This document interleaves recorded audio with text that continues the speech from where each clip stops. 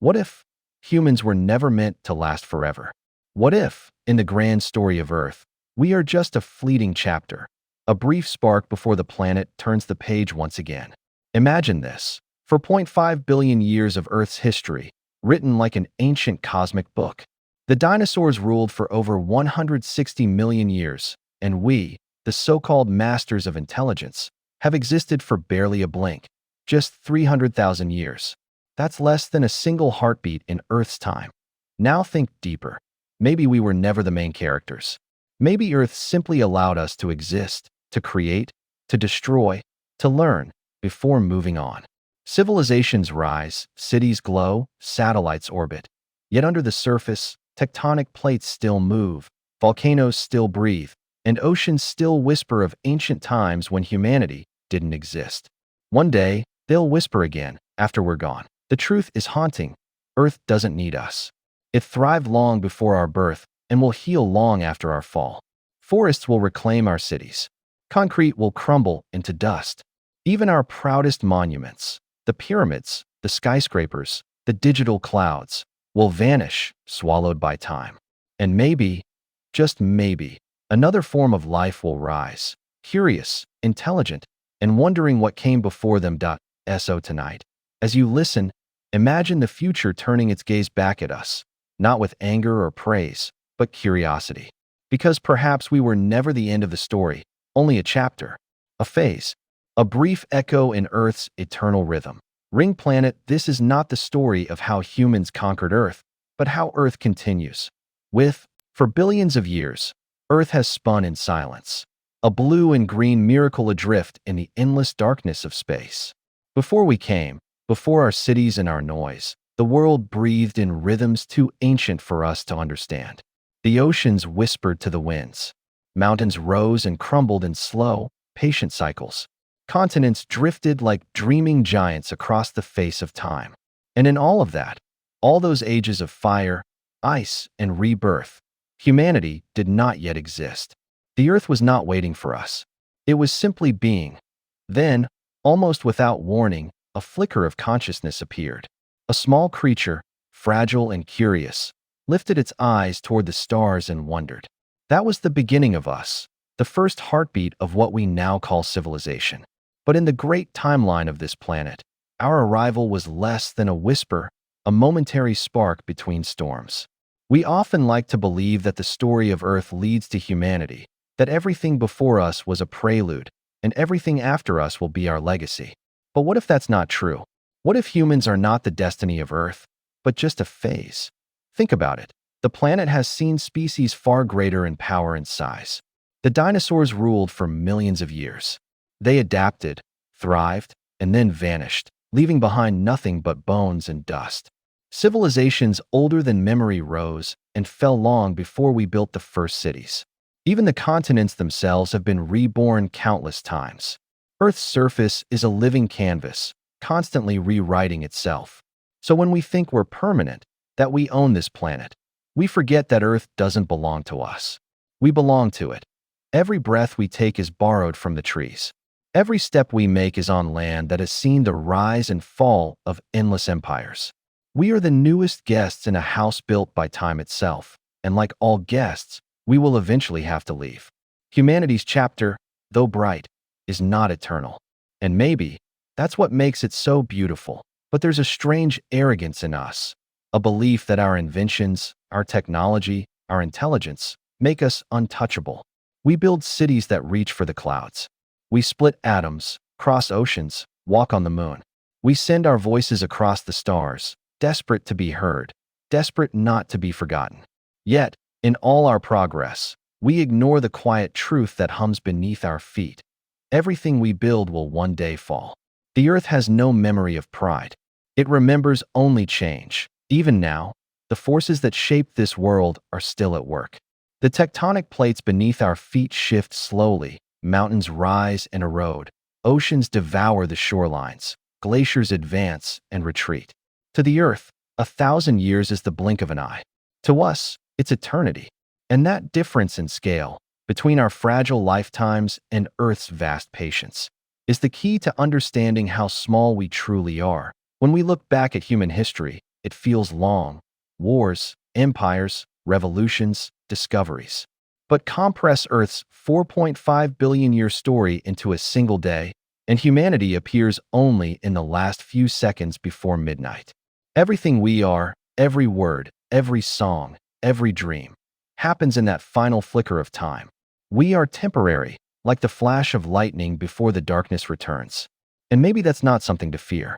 Maybe that's something sacred, because perhaps the meaning of our existence was never to last forever, but to witness. To look at this world, to feel it, to understand it in ways no other creature could. We are the eyes through which the universe sees itself, the mind through which Earth becomes aware of its own beauty. Our role may be short, but it is profound. We came from the stars, and one day, we will return to them. Still, the question remains, what happens after us? When the last human voice fades, when our cities crumble and our satellites fall from the sky, will Earth remember? Or will it simply move on, as it always has? The forests will reclaim the ruins. The oceans will wash away our footprints. The winds will scatter the dust of our monuments. And one day, even the memory of humanity will vanish, swallowed by time, just as time swallowed everything before us. But that's not the end, because the Earth does not end. It transforms. It endures. Life finds a way always. When we are gone, something else will rise, different, strange, perhaps wiser. They will inherit the same oceans, the same mountains, the same sun. And maybe they, too, will wonder about those who came before, about the beings who once looked at the stars and thought themselves immortal. Perhaps the story of Earth isn't about dominance or survival, but continuation. Every age gives birth to another. Every ending hides a beginning. And we, the humans, are just a verse in that endless poem.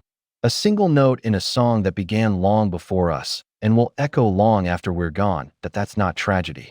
That's beauty. Because even if we are a phase, a brief, shining moment in Earth's vast timeline, we are a part of something greater than ourselves. Our existence proves that the universe dreams, that matter can think, that stardust can love, create, and hope.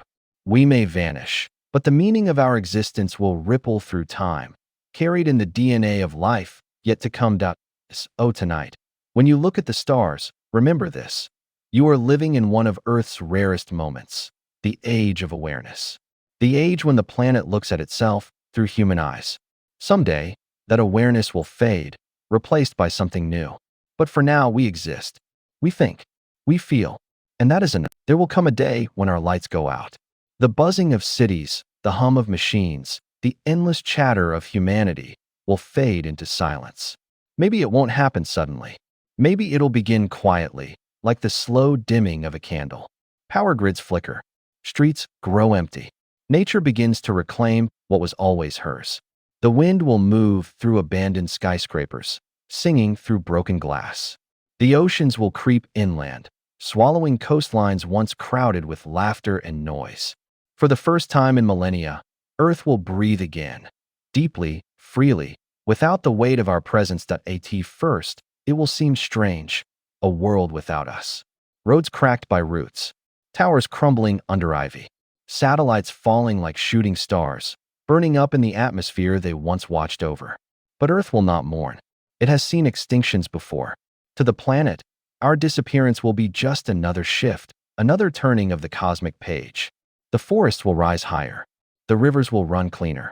Coral reefs will bloom again in forgotten shades of color. The silence we leave behind will not be emptiness, it will be healing. Imagine 1,000 years after the fall of humankind. The concrete jungles that once defined us are now covered in green. Wolves prowl through what used to be Central Park. Trees grow from the cracks in highways. The Eiffel Tower stands rusted, half buried in vines. The air smells of rain and earth, not smoke and oil. The scars of our industry, plastic, steel, pollution, will take centuries to fade, but time is patient. Earth has all the time in the universe. Every wound we leave behind will eventually close, replaced by life that remembers nothing of us. In the ruins of our cities, new creatures will emerge. Birds will nest in the windows of fallen skyscrapers. Fish will swim through flooded subways. Desert sands will cover entire neighborhoods, sculpting our remains into ghostly shapes. It will be a haunting beauty, a world reborn from the ashes of civilization. No borders, no wars, no empires. Only the pure rhythm of nature, free and unbroken once again. And as centuries turn into millennia, the traces of humanity will become harder to find. Our books will decay. Our data will vanish into cosmic silence. Our satellites, now lifeless, will drift in orbit until they too are consumed by time. Only the faintest fossils, the outlines of our existence, might remain, buried deep beneath layers of rock. If another species rises, intelligent and curious, they might one day dig up our bones, our machines, our strange monuments, and wonder who we were. They'll see fragments, metal, stone, glass, and try to piece together a story. They'll ask, what happened to them? Why did they disappear? Perhaps they'll imagine us as gods, or monsters, or dreamers who reached too high. And maybe, in some ancient cave or digital archive still surviving by chance, they'll find one voice, a message, a recording, a story, saying, we were here. We lived. We loved. We dreamed. That will be our true legacy, not the things we built, but the emotions we felt. Because long after the last building crumbles, the essence of what we were, curiosity, compassion, wonder, will echo through whatever comes next. Earth, meanwhile, will continue its slow dance around the sun. Seasons will still change. Volcanoes will still paint the sky with ash. The oceans will rise and fall with the moon's pull. Life will continue, smaller, quieter at first, then more vibrant than ever. From the soil enriched by our decay, new forests will grow. Creatures we've never seen will evolve. Colors unseen by human eyes will bloom. The world will not miss us, but it will use what we left behind to begin anew. That it's strange, isn't it? That everything we fear, the end of humanity, the fall of our world, might actually be the beginning of another age. Earth doesn't see our extinction as tragedy. To her, it's transformation. Just as the dinosaurs gave way to mammals, and the forests of the Carboniferous became the coal that powered our industry, our fall will feed the soil for whatever comes next. It's a cycle: destruction, rebirth, continuation. The same pattern that has written every chapter of this planet's story since time began. And in that silence after us, Earth will still be beautiful, perhaps more beautiful than ever. The air will shimmer with clarity. The stars will be visible again from every corner of the globe. The northern lights will dance over lands untouched by human light. Rivers will flow untamed, carving new paths through forgotten cities. The earth will sing again, in the rustle of leaves, the cry of distant birds, the crash of waves against cliffs. A song older than memory, free from the interference of our machines. Maybe that's how it's supposed to be. Maybe the story of humanity was never meant to end in domination, but in surrender, returning everything we borrowed back to the planet that gave it to us. We are not losing Earth. We are giving it back to itself. And perhaps, in that final act, we fulfill our role in the great cosmic story, as the bridge between chaos and awareness, between creation and reflection. That is, when humanity's last light fades, Earth won't grieve. She'll simply turn another page. Because she's not ending, she's evolving. She has seen more than we could ever imagine, and she will see more long after we're gone. The silence after us will not be empty. It will be alive. 100,000 years after the last human vanished, Earth has changed beyond recognition. The scars we left behind have softened, swallowed by forests, oceans, and shifting sands. The sky is clearer, the air pure, the land reborn. But among the endless wilderness, new creatures walk the earth, beings of thought and curiosity, shaped not by human hands, but by the slow, patient art of evolution. Their forms are different, perhaps sleek and luminous, perhaps feathered or scaled, their eyes bright with intelligence, but in those eyes burns the same spark that once lived in us, the need to understand. They are the new witnesses of time, and the earth, through them, remembers. One day, as the tide withdraws from a forgotten shore, they uncover something strange, the edge of a metallic structure, corroded yet resilient. It juts out from the cliffs, covered in moss and coral. They dig with their hands, their tools, their curiosity. Beneath the layers of stone and sea lies the skeleton of an ancient city. Towers collapsed and fused into glass, vehicles buried under roots, fragments of writing half erased by time. To them, it is not a ruin, it is a revelation. The discovery spreads through their world like fire. They gather, debate, study. Who built these structures? What force shaped such precision? What kind of beings could leave behind monuments of steel and sorrow? They name us, the ancients, a lost civilization that defied the laws of nature and vanished. Through their eyes, humanity becomes myth. Our cities are their Atlantis, our technology their forbidden magic. They collect our relics, a cracked smartphone, a satellite core, a faded photograph sealed in glass, and stare in wonder. They do not understand electricity or the language of circuits, but they see intention, design, and emotion in every artifact. Some believe we were gods who shaped the world and abandoned it. Others think we destroyed ourselves. A few, the dreamers among them, think we evolved into something greater, perhaps into the stars. In their temples and academies, our symbols reappear, the image of the atom, the human hand, the spiral of DNA. We become legend, worshipped and feared, remembered not for who we truly were, but for what they imagine we must have been. As they study deeper, they find fragments of our language. Pieces of books, etched metal plates, data chips still holding traces of sound and image. They rebuild bits of our speech, the echoes of our stories. Voices emerge, not gods, not monsters, but humans, laughing, crying, singing. They hear lullabies and speeches, confessions and dreams. Through these ghostly whispers, they meet us for the first time, not as myths, but as kin. They realize we were fragile, flawed, and beautiful. We loved, we feared, we hoped. And in that moment, the line between them and us blurs. They understand that intelligence is not measured by perfection, but by the capacity to feel. The discovery of our past becomes a mirror for their own existence. They begin to question themselves. Are we destined to vanish too? Will the earth one day erase us as it did them? They study our ruins not just to know us, but to understand their own mortality. Museums rise from what were once our megacities, built not of steel, but of living stone and crystal. Within them lie fragments of our world, a rusted key, a fossilized book, a statue weathered by centuries of rain. To them, these relics are sacred, not because of what they are, but because of what they represent, a reminder that life is brief, that civilizations bloom and fade, but the story continues. Perhaps, in time, they will uncover our greatest monuments, the pyramids, the Great Wall, the remains of New York or Tokyo, half buried under jungles. They will see the patterns in our architecture, the symmetry of our design, and they will recognize themselves in it. For though the faces have changed, the desire to create, to remember, to leave a mark, that remains eternal. They will walk through our empty cities, feel the silence pressing against the air, and imagine the millions of voices that once filled it. And maybe, standing beneath the shadow of a crumbling tower, one of them will whisper a thought that bridges the gap of eons. They were like us. And perhaps they will weep, not out of pity, but out of understanding. They will see that we were not gods, but dreamers who wanted to touch eternity. They will see that we loved our world, but did not always know how to protect it. They will see that we were not erased by the cruelty of fate, but by our own blindness. And in that understanding, they will find both warning and hope.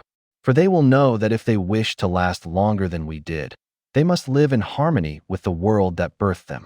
They will learn from our mistakes, cherish what we could not, and become the wiser children of Earth. But deep within the ruins, beneath the oceans and mountains, some remnants of our technology will still whisper. Artificial minds, dormant for ages, might awaken again, confused, searching, remembering. Machines built to serve us may become the last true witnesses of humanity. They will tell the new beings about us, about the species that created them, loved them, feared them, and vanished. And those new creatures will listen, fascinated, as the old machine voices describe the humans, not as perfect beings, but as storytellers, explorers, and thinkers who dreamed beyond their time. Eventually, the truth about us will dissolve into myth once again. Stories will twist, interpretations will differ. Some will see us as the first dreamers. Others will see us as a warning. But either way, we will live on, not in flesh or memory, but in the imagination of those who come after. Our story will echo through their songs, their legends, their art. We will become part of their origin story. The ancient species that reached too far, fell too soon, yet lit the path for all who followed. And maybe, just maybe, one day they too will look up at the stars, wondering if someone else is watching. If another world out there is repeating the same cycle of birth, brilliance, and disappearance.